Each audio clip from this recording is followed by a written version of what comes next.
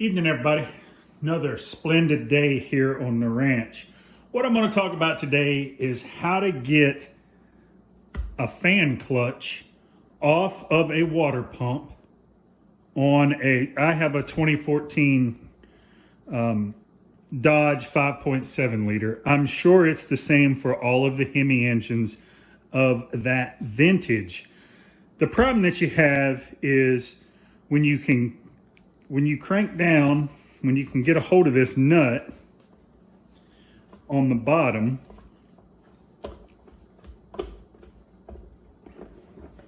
when you get a hold of this big old nut,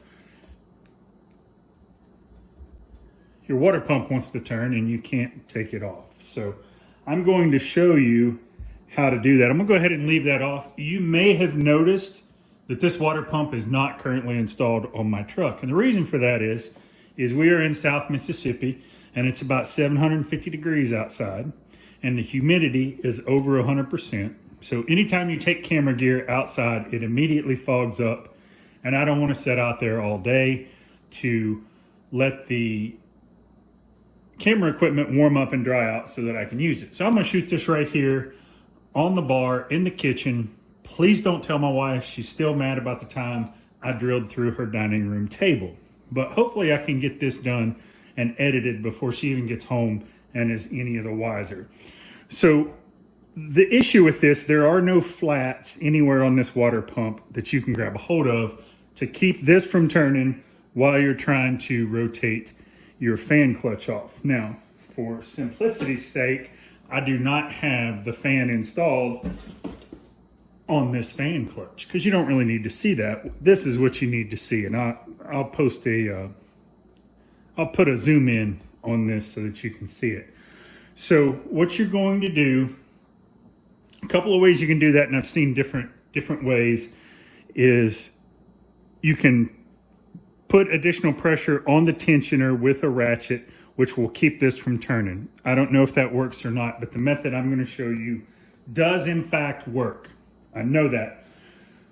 I bought this from AutoZone, and I bought the whole setup just because if I'm going to be in there, I might as well replace all of it. If you ask them, they will rent or loan you one of these tools. This is an OEM 57270, and this is a universal fan clutch pulley holder.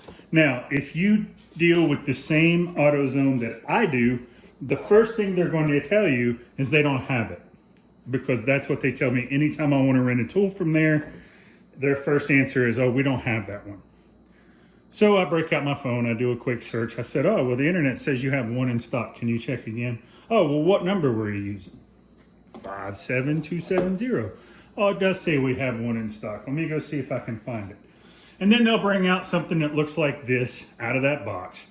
Brand spanking new, probably because every poor DIYer that comes in there and asks if they have one, they tell them, nope, we don't have that one. But if you press, look online, find one of these. These are pretty handy to have. Now, I'm not sure what these hooks are for. I'm sure there's a water pump somewhere that has some sort of contraption that you hook these in. Every one of these that I've seen used on YouTube, these are all bent all to heck. So whatever that is, it doesn't work. So there's nothing on here to grab a hold of, so that's not it. But what I can tell you, if you look right here, you have these two holes. And even if you read the instructions that come with the OEM 57270, it will tell you on some applications, you may have to get a little tricky. Now they can go to Mud Flapp Ranch on YouTube, and he's going to show you how to put two 5/16 inch bolts with a nut to make yourself a spanner wrench. You don't have to torque these down. You just got to kind of hold them on there. Now these are 5/16. You just need to make sure you find something that's threaded all the way down so that they'll hold on there kind of snug. You'll see that there are some holes in there, and it will hold just like that. Now, I just did this method on my 2014 Hemi and it worked like a champ. Put this on there. I actually did it from the bottom, wedged this tool up against the frame.